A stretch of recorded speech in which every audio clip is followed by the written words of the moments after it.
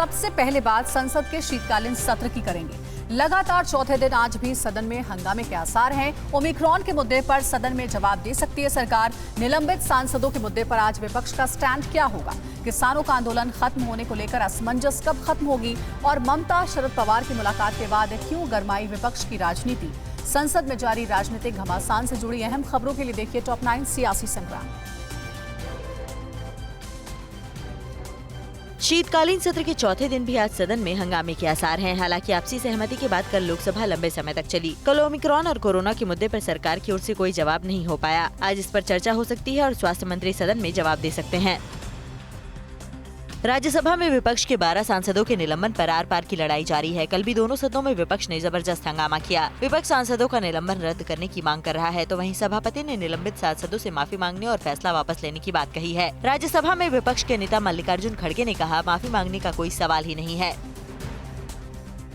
लोकसभा ने कल लंबी चर्चा के बाद assistant reproductive technology bill pass कर दिया है। इस बिल पर चर्चा के दौरान स्वास्थ्य मंत्री मनसुख मांडविया ने कहा, सरोगेसी बिल और ART बिल दोनों को राज्यसभा में साथ लाना है। दोनों के बीच में एक कॉमन बोर्ड बनाया जाएगा। ये दोनों ही बिल ऐसे हैं जिनका रेगुलेशन होना चाहिए। सरोगेसी बिल लोकसभा से पास हो चुका है। देश में समान नागरिक संहिता लागू करने के लिए कल लोकसभा में कानून बनाने की मांग उठी। बीजेपी सांसद निशिकांत दुबे ने इलाहाबाद हाईकोर्ट का हवाला दिया और कहा कि आजादी के 75 साल बाद भी इसे लागू न किया जाना दुखद है। निशिकांत ने कहा, हम समान नागरिक संहिता लागू नहीं कर पा रहे हैं, इसीलिए अदालतों को हस्तक्षेप करना पड़ रहा है। इस बीच तीनों कृषि कानून निरस्त हो गए हैं। कृषि कानून की वापसी के लिए लाए गए बिल पर राष्ट्रपति रामनाथ कोविंद ने कल साइन कर दिए। पंजाब सहित देश के कई राज्यों के किसान इस कानून का विरोध कर रहे थे, जिसके बाद केंद्र सरकार ने इसे वापस ले लिया था। सोमवार को संसद के शीतकालीन सत्र के पहले दिन ये बिल 4 मिनट के अंदर लोकसभा में पास हो गया था।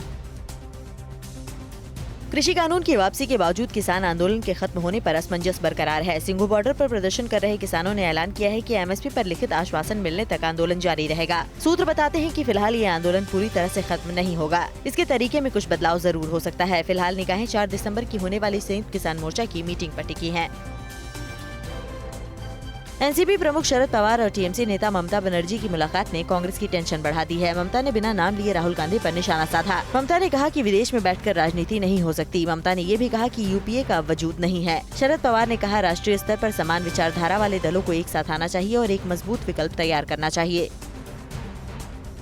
ममता की UPA खत्म होने के बयान पर कांग्रेस महासचिव KC वेणुगोपाल ने तंज कसा है। कहा, देश की सबसे पुरानी पार्टी कांग्रेस के बिना बीजेपी को हराना केवल एक सपना है। वहीं बीजेपी को भी इस मुद्दे पर कांग्रेस पर हमला करने का मौका मिल गया। IT सेल के प्रमुख अमित मालवीय ने कहा, इस अपमान के बाद कोई पार्टी गठबंधन में नहीं रहती, लेकिन उम्मीद है कि कांग्रेस बेशर्मी से महाविकास अघाड़ी में बनी रहेगी।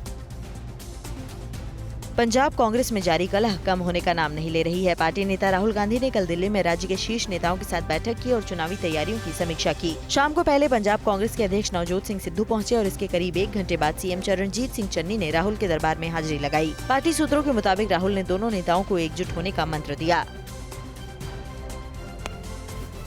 अड़ी सोमवार से शुक्रवार शाम 6 बजे सिर्फ TV9 भारतवर्ष पर।